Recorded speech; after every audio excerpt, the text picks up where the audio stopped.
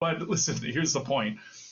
Starting just around 2022 and into 2023, those started having an impact, right? If you're saying, okay, well, I'm only going to get 20 or 30% of their salaries back, that's going to cost me a ton on my tax bill. So I'm just going to get rid of them because basically it's become a liability and it's not worth the gain versus the loss. So what do we see from that? Mass layoffs and people going to other countries. Welcome to the HR Huddle podcast, presented by Sapient Insights Group, the ultimate resource for all things HR. It's time to get in the huddle.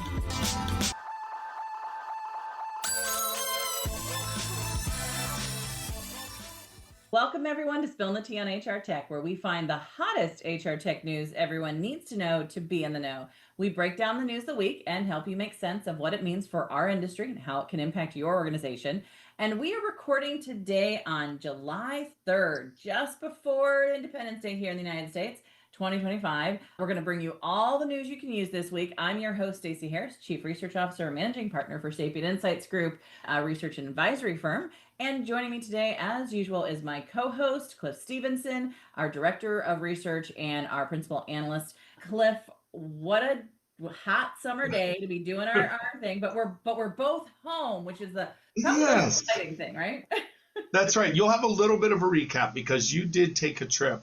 I have been enjoying, I'll admit, I love going out there, meeting all you, but I love being at home too. If you're watching us on YouTube, you'll see that I'm already getting ready for the long weekend. Got more of the relaxed Sapient Insight branded gear. It's tough to do when you're on camera. But yeah, it's nice to be back. But you know, the reason I'm back and not traveling is because we have received all of the survey data from all of you wonderful listeners, viewers.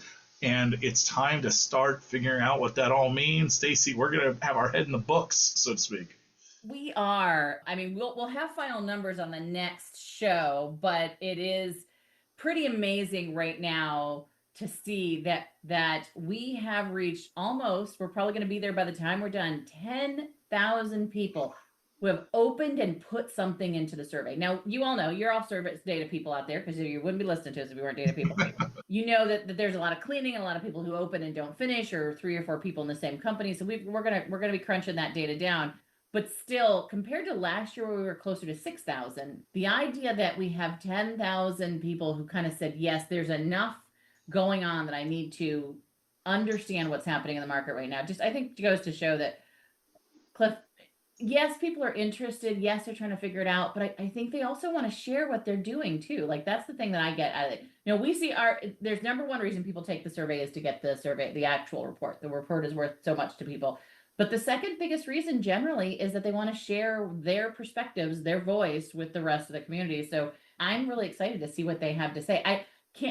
The amount of write-ins, I stopped counting after like we were about halfway through. I was looking at all the I'm like, the amount of write-ins we're going to have to analyze. Let's hope our tools are up to this this challenge this year, right? Yeah, our internal tools, our brains, as well as the technology that we're using. Yeah, and I'm excited to read all the comments that people have put in. When we're at all of these events, you know, one of the things we love to do is just talk to users, right? You're at a small company, there's 4 people that work there, 5 people work there. You're doing the HR stuff, and you're like, I've used this tool, and I just can't. I don't know. I feel like I can never get anyone on the phone, or I can't get it to get the report that I want. I can't. Maybe they call it something different. These little things that there you have a complaint, but they don't feel they're big enough. No one's going to listen. So this is a chance to say that. Now, there could be praise as well, but it's really wonderful when we see that, and then we see those companies go, okay, let's look at all these comments. Like, oh, yeah, we should have renamed that. And then that happens. That's what we love to see. You know, voice customer is a wonderful, catchy name, but it truly is what it is. It's your voice being elevated in this sense. And I just think it's really neat to watch that come full circle. Yeah. And I always, this week in particular, which is usually the last week, because the survey was closed last week from the dates that we're on. And then it's open for about another 7 days while people are sort of finishing up and the system kind of closes out. And we still have people who are kind of frantically emailing us like, can I get these last 2 segments filled out? Can I get 2 more people to fill out that section of the survey? Just a thank you, right? Like, I mean, I know how much work that takes. I mean, I know that the report is valuable, but I also know that it's a lot of work for people. And so just a big thank you to everyone out there. We really do appreciate it. And we've already started to look at the data, and we're going to talk a little bit about some of the stuff here because I think it's leading into where the market's heading. I'm kind of looking forward to today's conversation, Cliff, because we're going to have a chance, because it's been a kind of a quiet week on the news front for HR, to talk about some of the deeper things that the market is dealing with, like data and the value of it, and how we're thinking about monetizing this AI conversation, and how we're thinking about reacting to some of the changes that are happening in other industries that are impacting AI, like regulations. And so we're going to have all that today. But as you said, one of the things that I did get to travel to last week, which was really, really nice. I was in New Orleans at the Bank Conference, which is basically the Women in Business Enterprise National Council. And it was really, not only did I get a chance to do this with my partners, which is Susan Richards and Terry Zipper, the three of us came together in 2020 to create what was Sapient Insights Group. But Susan and Terry had already had a business, for many people who know this, called Steelbridge, where she was doing advisory services, right? And anybody who does kind of a merger acquisition kind of a model knows it takes a little while to kind of rethink what an organization is when you bring two groups together who are doing two different things. We had all the research, all the data, all the people who were working on that. They had working on their advisory services. I think this is the first year, and this event really was it. It was so nice that we were kind of cohesively talking about where we're at as an organization, helping organizations through big decisions that they're making with the research, with the data, with the advisory services. So it was a really nice event for us, I think, to culminate that, we've been in this business for over 5 years. We're a women-led business. It was a great place to both be speaking and to sort of connect up with other organizations who are similar to ourselves. The event, if you haven't had an opportunity, I did a big LinkedIn post on it. I would really recommend going out and taking a look at it. It really is a great community of small business and entrepreneurial women who are really making a difference in the market. The numbers we had from one of the researchers who does a big research project on the women in business was, we're looking at, $2 trillion worth of revenue just from, that small amount at that event, those businesses, right? Hiring over 10 million employees in the market, right? Just really big data and numbers and stuff. And so it always makes me smile when I think about what an impact it is when you help elevate different roles inside of the organizations and inside of the market. And what was really nice is, I think, leadership can be a really lonely place, especially when we're going through a lot of changes like we are right now with the changes in regulatory processes, with the changes in the economy, with the global unrest. It was a good place for a lot of people to get together to have those similar conversations, and also talk about things that women particularly deal with in this work environment, which is being caregivers a lot of times, managing, the challenges that we have with getting investments, the challenges that we have with being taken serious, to be honest, in technology or in industries like construction or metalworks. It was, how we as a group of professionals are doing the work that we do every day that is so strong and so important, but also how we can help each other just to make sure that we know the value of the work that we're doing, right? So it was really, really good event. We got a chance there's a couple of organizations there that we should call out that I was really glad to see there. ADP was there supporting the organization. We saw quite a few of the big consulting firms, almost all the large, like Deloitte, PwC, KPMG, E&Y were all there. I got a chance to speak with quite a few people from some of the large tech firms. Salesforce was there, Apple was there, Amazon was there. We talked to all of them while we were there. We also got a chance to talk to some of the large manufacturing organizations like Boeing and Cisco and networking companies, right? So it was a wide mix of organizations, large banking environments that many people would know. And then there was also a lot of really small businesses. Again, if you go to my LinkedIn site, you'll see like one was a really great small business that is doing these amazing stickers. Nice stickers may not seem all that exciting, but I know my Gen Z kids love stickers. They're putting them all over stuff, right? And these had, again, depending on your view of what's funny or not, but they were just really great commentary about, just being a female and sort of punching through things. And then we met a wonderful woman who does events out there. There was a great young business, I think it's called Naxio, it might have been, but it's something in those range. But she was an MIT student who was there with her small company. She was 22 years old, and she was doing a new technology, new bioengineering material to replace Kevlar. her Amazing. material was stronger than that, right? And so it was really, really nice to go and just see the amount of ingenuity, the amount of innovation that we're seeing in that market. And it was one of the first events I've been at in a long time, Cliff, where there was maybe 3 booths that had the word AI on it, only 3. The rest were Oh, wow. a lot of other really good stuff.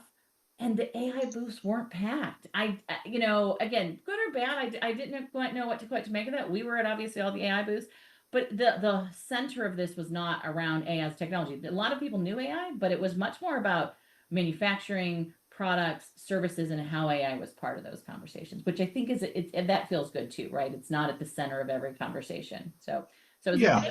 big event. Yeah, and that's interesting because I think we have been surprised, Yeah. but being data people, we started to really think about that last year about, okay, less companies are using AI than maybe we thought. And it's because when we're doing what we do, we hear AI all the time, and it's something that we are cognizant of and we try and think about for this show. Not everyone is all that interested. They may work at a manufacturing plant and they're saying, I need to know more about some supply chain stuff, or some other things.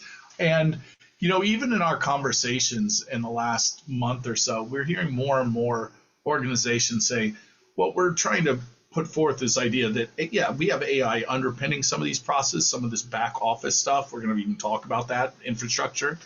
But we're hearing it loud and clear. The market wants to know, how are you solving the problem that I've got? Which is very rarely something that's specific, oh, I need AI. It's something more like, I need some trucks at this location, right? And how is this something? I need people. I need, trucks. I need something like that. How do I get people certified for this forklift? And it's like, okay, you don't come and say, AI will do that. It's like, what? Yeah, construction was huge at this event. Like I was a lot, because there was a whole retail contingent there for retail stuff. And every one of them said, if you're a local construction company, come talk to us. We're refurbishing our businesses. There's no AI that's going to come in and help you it might help you to figure out the drywall, but it's not going to lift the drywall for you right now. Right. That's right. My brother would say, yeah. Oh, I don't know if that's probably the worst possible segue into our first story. Segue to that into Payscale, but we can go there. I'll let you try and figure it out, Cliff. No, it is. We, however, are going to talk about AI because it's very important in the world of HR tech. And some of the big expansions and quarterly results that we're going to be talking about are very AI centric. So the first story is that Payscale is expanding globally into Romania. They put a technology hub in Bucharest, in the capital, if I remember my geography well enough.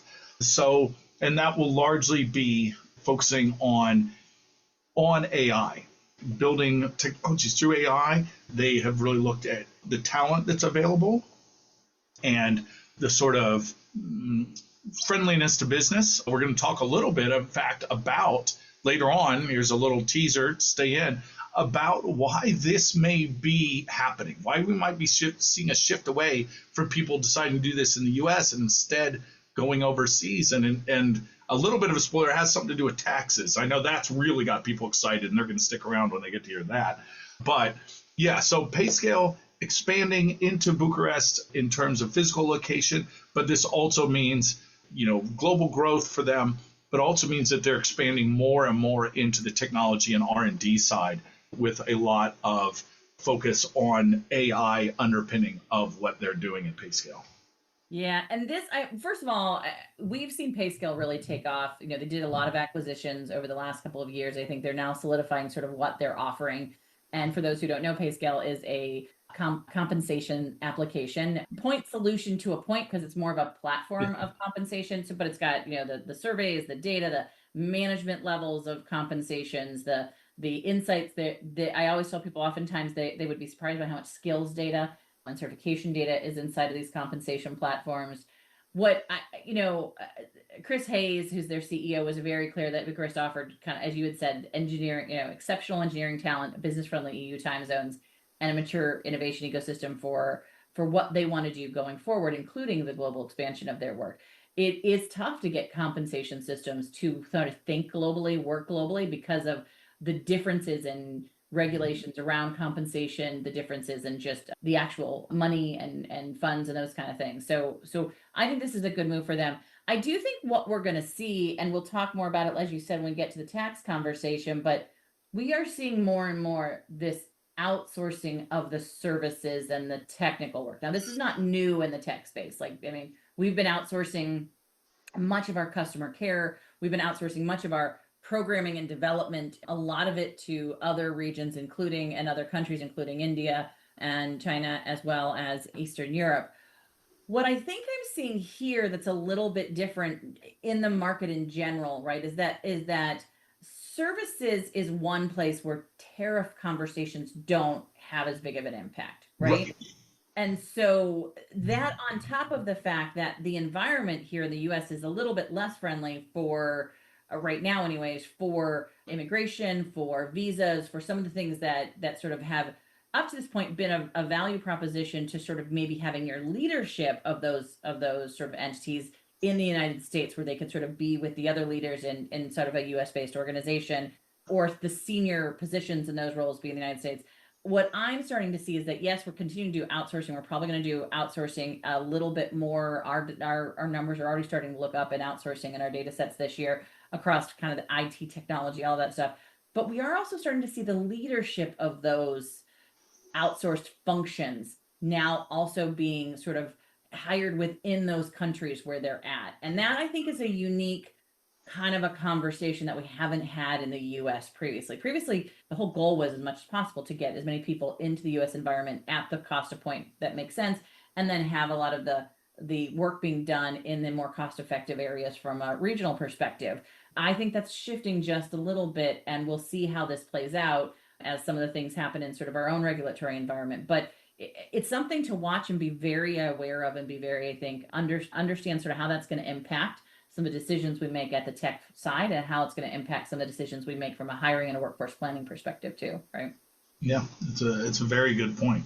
And as we kind of keep talking about this expansion worldwide and how that's playing out, EPI-USE, EPI-USE, depending on how you want to say it, is expanding their partnership with datascalehr. Now, they already had that partnership. And by the way, EPI-USE are a implementer and more for SAP, right? Amongst a number of other people in what they call the Elephant Group. They do a lot of the sort of inter-services for these organizations. And datascalehr is now going to be their worldwide reseller. So AI native payroll, middleware, I guess is, I think, the term they like to use. So really thinking of ways to, again, expand out the one thing that I think you pointed out that I thought was pretty interesting was the CEO, I think it was of datascalehr, or was this, no, this was from API-USE. datascalehr, yeah. So datascalehr, I think it's very worth starting to watch what I would say is the integration platforms and the systems that are figuring out how to, and again, not just API integration, but are figuring out how to use AI best capabilities to kind of aggregate and combine and basically be sort of like the hub of data going in and out of your various systems, but becoming more of a centralized model. And that's what datascalehr is, particularly for payroll, global payroll users, right? And what I really thought was interesting is when you look at Datascale's CEO, which, to make sure I'm going to get his name correct, of course, we don't have it on the link here, Cliff. Oh, Jerome Gouvernel. I had it and replaced it at the last second. Yeah. Okay. All right. Yeah. Yes, Jerome Gouvernel. I was trying to figure out the pronunciation because I feel like every episode there's a part where we have to apologize. I'm like, let me make sure I'm getting this name right. But yeah, the background is amazing. You know, he worked at ADP as a general manager for 16 years. He was, and through the VP, he was also at the pay group by Deal, right? And then came in to be experienced at datascalehr. So with that kind of a deep background, an understanding of the global payroll, so the need to have that reconciling sort of software, right? That's in the middle of everything that maps all the data plays. This is the integrator on steroids to some extent that we've been talking about for quite some time.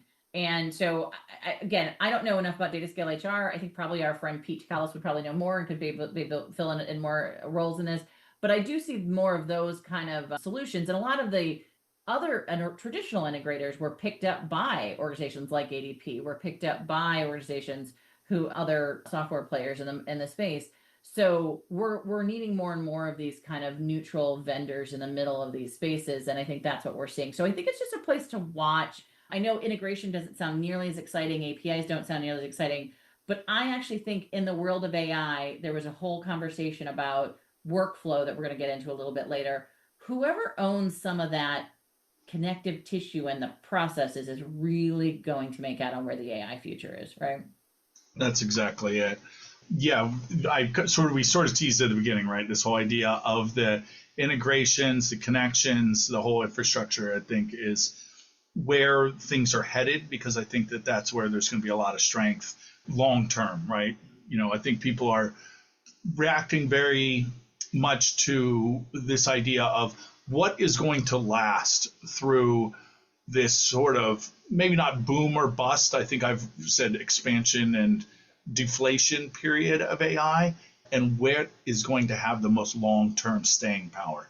And I think people are starting to shift money and thoughts towards that as more and more sort of specific use cases get sort of snapped up.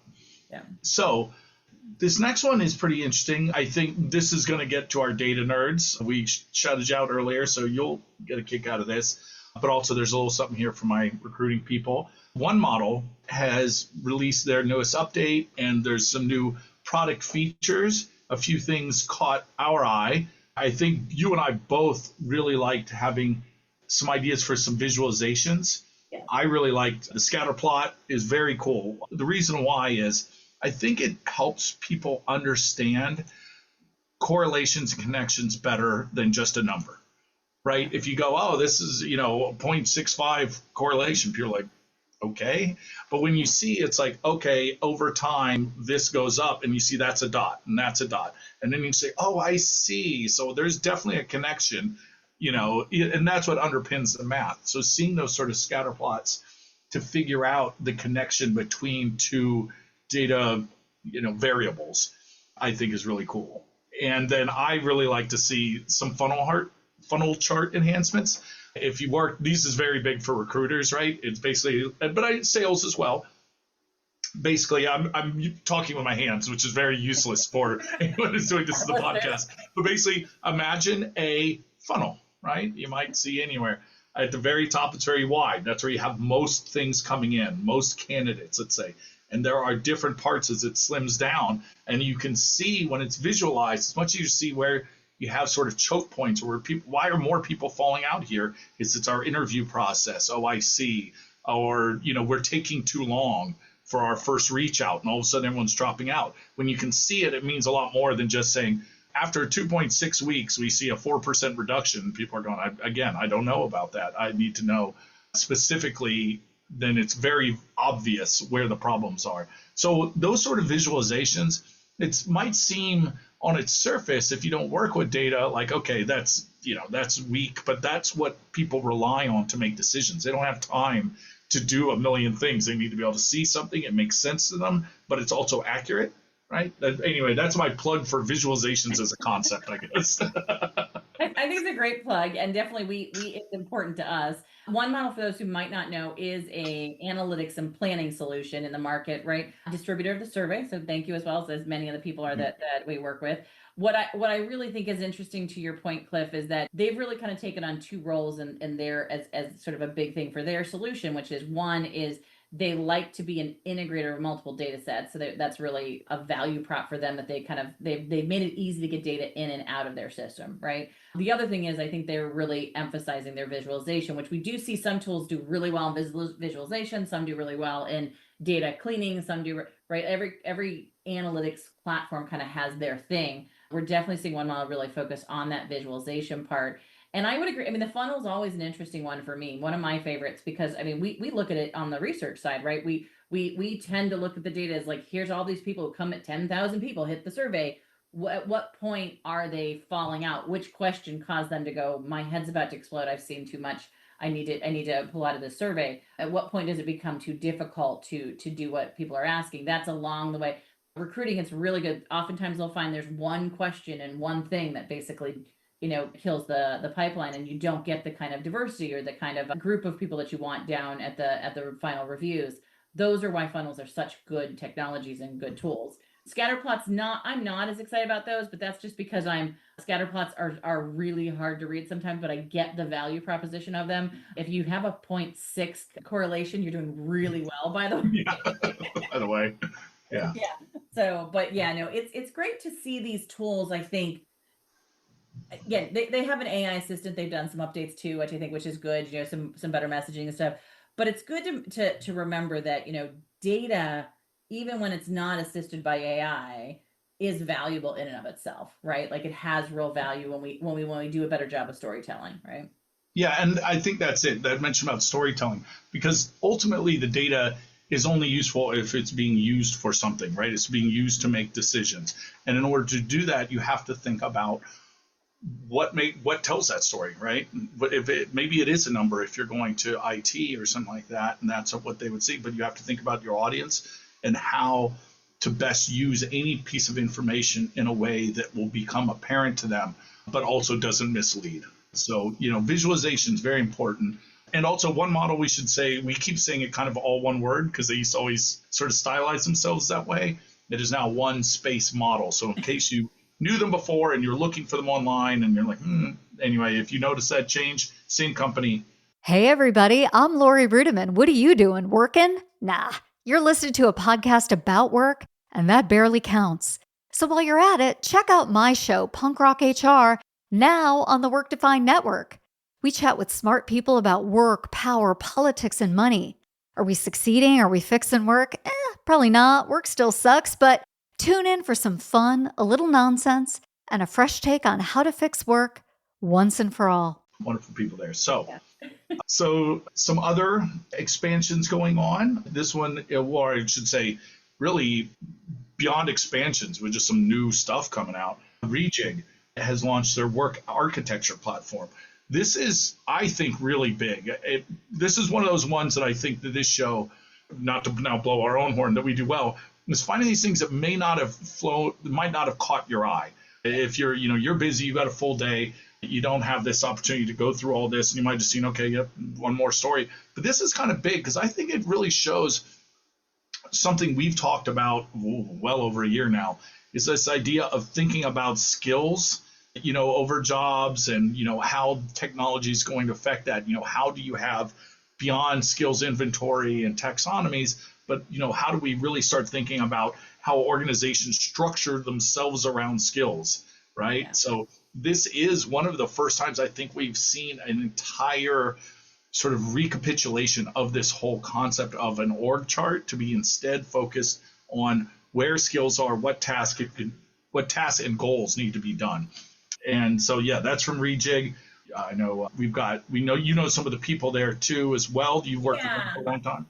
Yeah, Siobhan, we've done quite a few briefings with Siobhan. And she was on Rejig was on one of our, I think last year or the year before, she was on one of our emerging technologies to watch list that we put at the end of our HR Tech Conference event. We're going to be doing a little more of that this year as an FYI in the actual paper this year.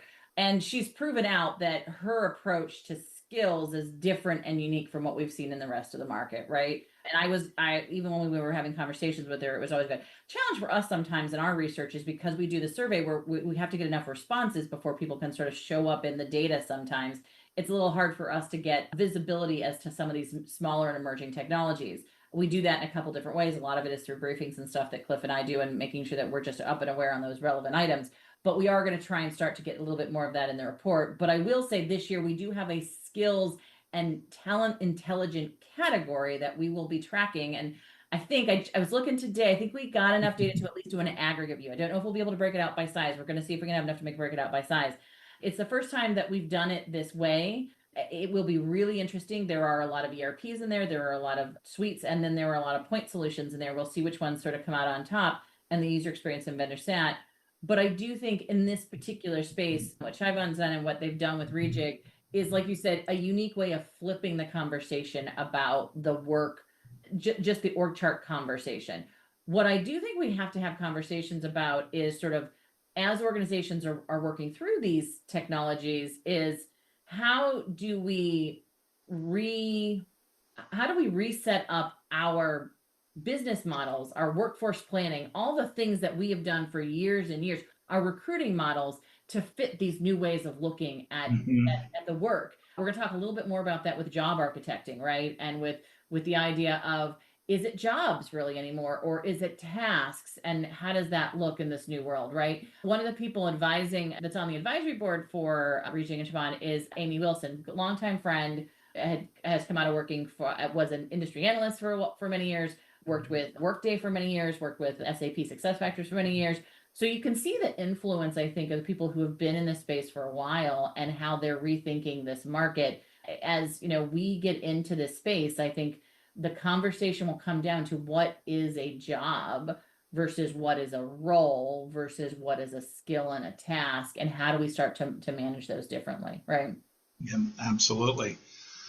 I know I should be mentioning the Siobhan she's referencing is Siobhan Savage, or possibly Savage. I'm probably overpronouncing it this time, but yeah, that's the CEO and founder over at Rejig. Yeah. So you mentioned sort of the up-and-coming companies that people might not know so well. This does not fall into one of those categories. This is a well-known company. This is Oracle. Now, Oracle had been interesting not because of their sort of hyper growth, but it seems like they had been sort of stagnating for a little bit. I think they themselves would say that as well. But we have seen something pretty interesting, some pretty big Q4 fiscal year 2025 Q4 numbers, but also just one big contract that was just announced. I think at the time of recording, this might have just been yesterday or even today, 30 billion annual cloud contract. A little bigger than the contracts we get here at Sapient Insights Group, but you know, if you're listening, we're available. But this whole thing about, you know, them able to secure this contract, we don't know who it is yet. You know, there's plenty of speculation online. Feel free to go through there. Not what we're doing here. But, you know, when AWS and Amazon Web Services and Azure launched, and even GCP, those were all very early on. AWS in 06, you know, those 2010. Oracle's sort of competitor to that sort of infrastructure as a service.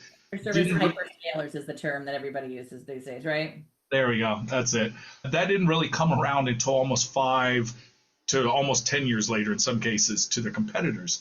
And in that time, it seemed like they were playing catch up. But what was pretty interesting is in the new sort of Gen 2 build of OCI, they have gone sort of a complete rebuild, really put AI at the forefront of what is going on in the back end, right? It's not that sort of cool, fun story-making AI where it's doing the generative stuff. It's instead doing a lot of the fast compute that needs to be done and that can learn from what's going on back there.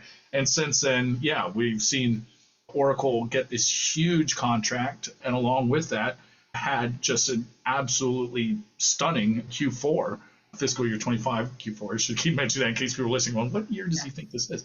So an 11% revenue growth in that period, that's, for a company of that size, that is not common. That's incredible.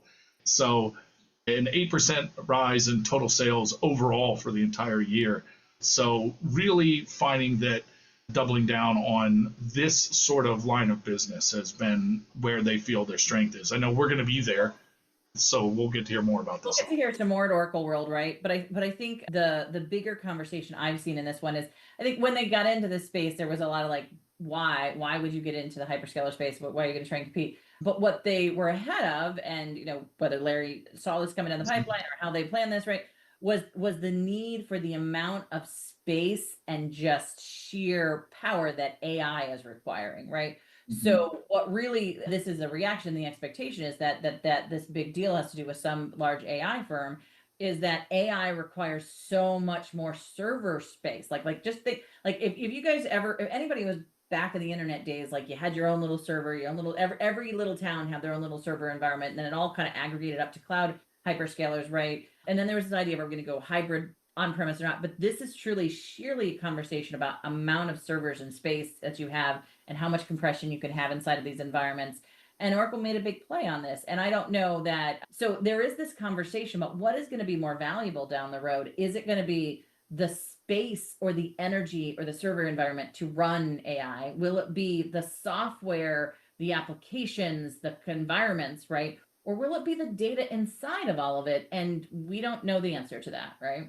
No, but someone who is doing some good work on figuring this sort of stuff out is Albert Pang. I wanted to give him a special shout out because he did compile a lot of these numbers. I realized how close the race was for sort of number 3 in this infrastructure as a service, data scaling world, hyperscaling world, that, there's a good chance that they could take over Google Cloud for that number 3 spot, falling behind AWS and Azure. So pretty interesting stuff and really neat. It's interesting because, sort of we focus a lot on the up and comers, but it's pretty cool when you can see a legacy organization of that size still manage to, bring that sense of, agility that you sometimes have to lose when you're a big company, right? It's more maintaining. People love to tell the story of IBM switching from hardware to services. This could be one of those things that we end up talking about years down the road where we say, okay, Oracle was, on the brink and made a comeback because of how they shifted their business model. So I think that's very interesting, and we'll keep an eye on that. Like I said, we'll be at Oracle Cloud World in October, November. We'll talk about all of our events in just a bit. Yeah.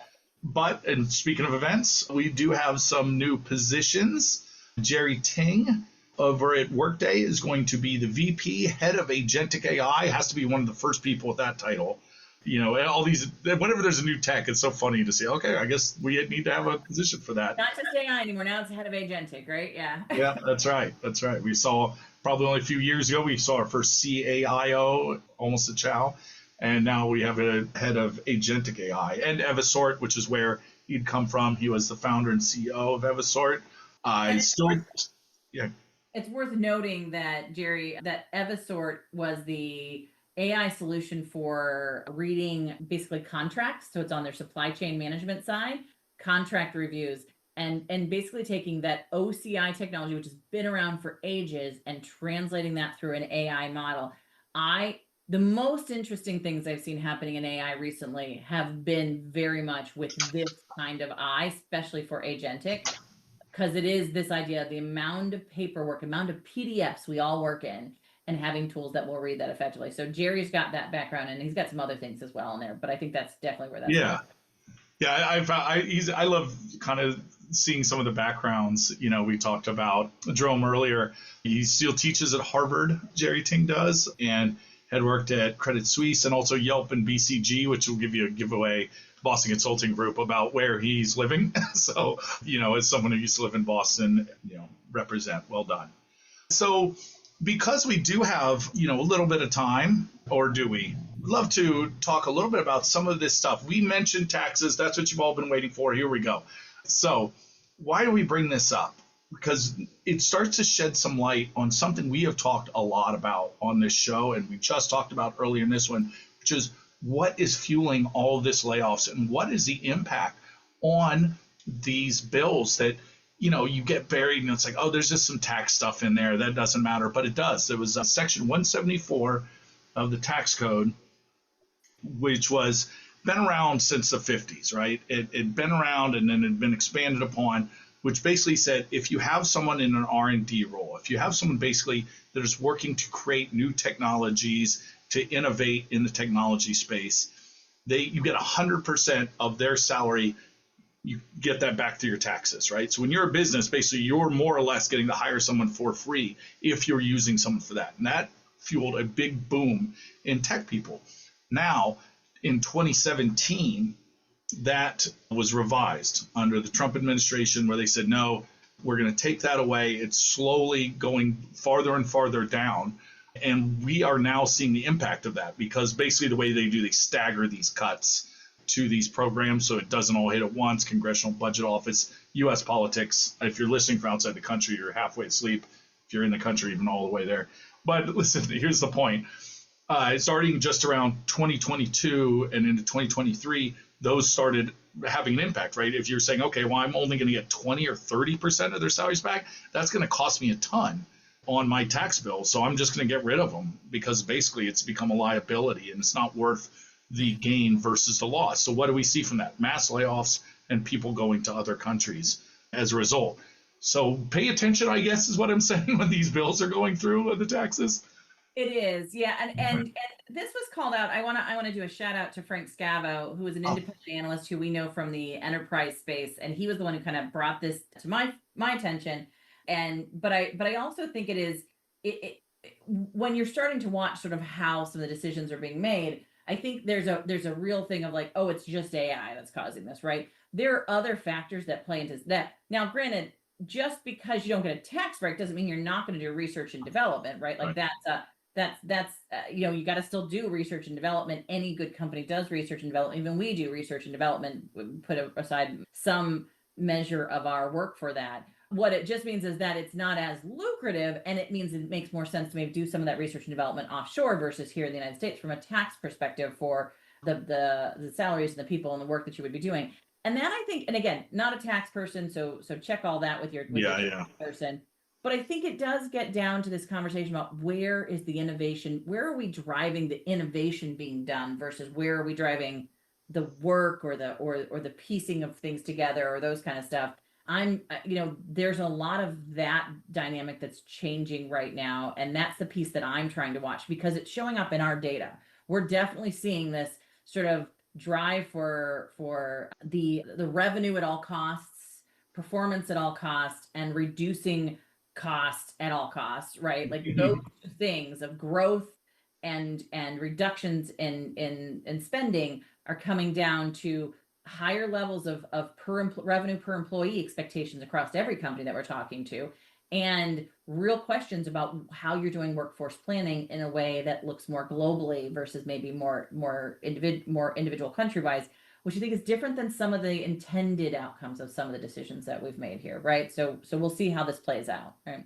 Yeah, that's a good point, is the sort of intent versus the reality, right? And so we got another sort of example of that. This is from Cloudflare. Cloudflare is basically, we talk about infrastructure. There's your internet right there. Cloudflare controls almost all of the internet traffic. 20% is the number that was given, but start thinking about how much that really is and how much everything's touched. If you remember, I think it was 2 years ago, there was the CloudStrike incident, not related, but is sort of related in that they're not the same company, but that did all of the sort of checks, the security checks for information passing through Cloudflare servers and that sort of thing. And you remember when that went down, it basically just crippled the US for a day until that got sorted out. So how important are they? Very important. And while these sort of regulations are going through, what you end up seeing is regulation sort of by default for a totally different reason. Basically, Cloudflare used to say, okay, the AI bots they can scrape through the internet, they can go through all these different sites, go ahead. Now they're restricting their use. And in fact, it's set on by default to restricted use. They're going to now do a pay per crawl. Program crawling is what they call it when the AI bots are going through and finding the info, so that they can charge, off for that. So yeah, they're doing it not for, we're worried about regulation, but for, monetary reasons. But what does that do? It ends up setting forth a regulation in effect that's more potent than anything that could be passed down by any governmental legislation. If they said, oh, AI can't do this, and it's like, well, they really can't do this. Well, and what really caught me on this one, and I've said this for a while, right? When Google first hit the market, the big conversation was when Google just pulled forward any internet audience, what you were doing, that was great. Basically, that was like getting a storefront that someone was able to see, right? But when Google started pulling information and not letting you go to the site, so flights is a really good example of this. I'm going to pull all of my flights. That takes out of the market that aggregator, maybe Kayak or Expedia, where you would have gone to get that aggregate view because it scraped that information in its own way. And then now we have this happen with some of our big recruiting platforms. Monster, back in the day, a lot of their traffic was hindered by these tools that were scraping and aggregating the data, right? And so I think what this is doing is it is again, it early on saw what we saw through the early internet days, that I can make some additional money by not allowing you to automatically scrape. And the company who is putting that website up on the Cloudflare environment through the Cloudflare tech, right, has the right now to say, my data is valuable. I'm not going to let you scrape it, even if you pay. There's that thing that's going on there too, right? So this then gets down to how valuable is my data. We have this conversation all the time about what should we put out there for free versus what we put behind the firewall. Not all the time because we don't want people who might look at it and see it to have access, but because we don't want these technologies to scrape it and use it inappropriately, which is very different dialogue. So because we've changed the dynamics about why people would put anything out for free. That was the whole process of the internet. Now there's something else that's going on behind this that I think everyone should be watching for, which is what we're calling subnet environments. So subnet environments oftentimes modeled around the blockchain conversation and this idea of blockchain, which for a long time has been kind of pushed off to the side. Well, it's coming back because the idea now through those subnet environments, I just had a conversation with someone about this yesterday, who's starting up kind of it's not crypto, but it's on the same blockchain and technology model that we saw crypto modeled after. They're starting networks where you can actually start to see the value of the data that someone wants and basically charging per data set instead of letting them just come and take it, and it's cleaner data because it's on a subnet. It's not the wide internet. And the idea around that is that you are also rethinking this model of the value of the question that you're asking through an AI data grab, right? So that the AI is more tailored to the data that you're getting, and you're not out there, because the biggest issue we've got with current AI environment is it sees everything and it takes everything into consideration, even when you tell it not to, which is why we get a lot of the hallucinations, because it's trying desperately to answer your question with all the information that it's been taught over time. So how you train your AI becomes a really critical, and what data set you're training it on, and you want to manage that. And you also want to see the energy cost of that, because us running a thank you to ChatGPT is a massive energy pool, where us running on a subset is a much less energy pool. And we might want to be able to look at it that way, a little more green approach to doing AI. All of those are things that play into this conversation. And every technical business leader has to have some understanding of where this sits, no matter where you are at you have to understand how it plays out in your website. You have to understand how it plays out if you're a vendor doing technology, how it plays out and how you're going to be able to access AI and what AI can do for you. And you have to understand where you might want to invest your own finances if you're investing in these kind of technologies. Because what if a door closes, does that value proposition of that software, which is all about being able to scrape, become less valuable? So big questions, right? Yeah. And you're going to need to be able to explain that to others in a way that makes sense, possibly using storytelling and visualization. That's how I wrap it up. Bring it back to the top. But we also mentioned we are going to be, we're sort of scaling down, but that doesn't mean the whole company shut down. We're going to be doing some travel, right, coming up before HR Tech. Yeah. So before HR Tech, Susan, our founder, will be up in New York actually next week, doing a walkthrough with an organization, an HRMS organization, which we haven't been given approval to say their name yet. So, but once we are, I'm sure we'll get some updates around that. So if you're in New York next week and want to touch base with Susan Richards, she's our founder, she'll be up there. I'll be in ADP at the Innovation Summit, September 3rd in New York City. Lots of New York that's coming up. And then Cliff, we're going to be at the HR Tech Conference in Las Vegas, September 15th through the 18th. Make sure you get the day right. We've got several sessions. We're going to be at both myself and Terry Zipper will have our session at the Women in HR Tech on Tuesday. We're going to have our company friends and family dinner on Monday night, right? So that's the Monday. My session on the annual HR system survey that you'll be supporting, and then you'll be doing the Ask the Expert with me on, will be on Thursday morning at 8. Thursday. Right? Yes. So stick around. Make sure you check your travel dates. You want to be there, obviously leaving later on Thursday afternoon. That's when we'll be doing our big debut. And like I said, I know it's early, but do try to get there even earlier than that. I always am so sad when people are like standing outside the door, for this event. One day they'll give us the full giant ballroom, but we'll see. Yeah. You and I we're not sure who will be going, but someone will be at the Dayforce Discovery, October 7th and 8th. You're going to be at the Oracle Cloud World, correct? That's also in Las Vegas as well? That's right. By then it'll have cooled off. When I was there few weeks ago it was 104. This will be much nicer temperature. And I'll get an update on everything that's going on that's sort of driving those great fiscal results that we've been talking about.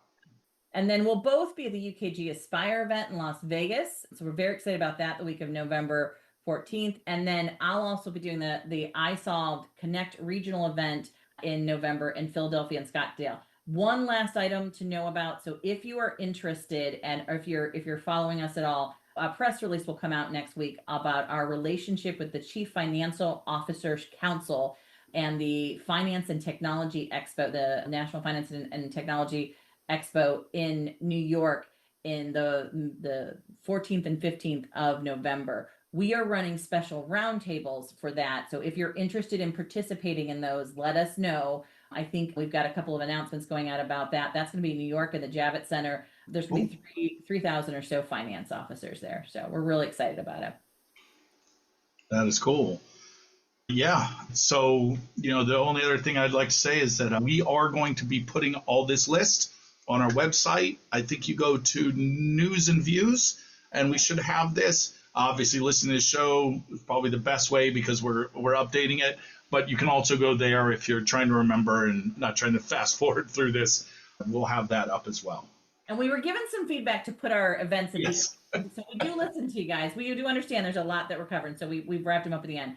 Cliff, because we're wrapping up and we got to get going. As we wrap up today, a couple of other big pushes. Although the survey is done and wrapped, we will start to have some specials if you did not get a chance to participate and didn't get a chance to do that. Starting next week, we'll have our buy last year's, get next year's special. So just be aware of that, because I know people are always trying to get access to that data if they can early.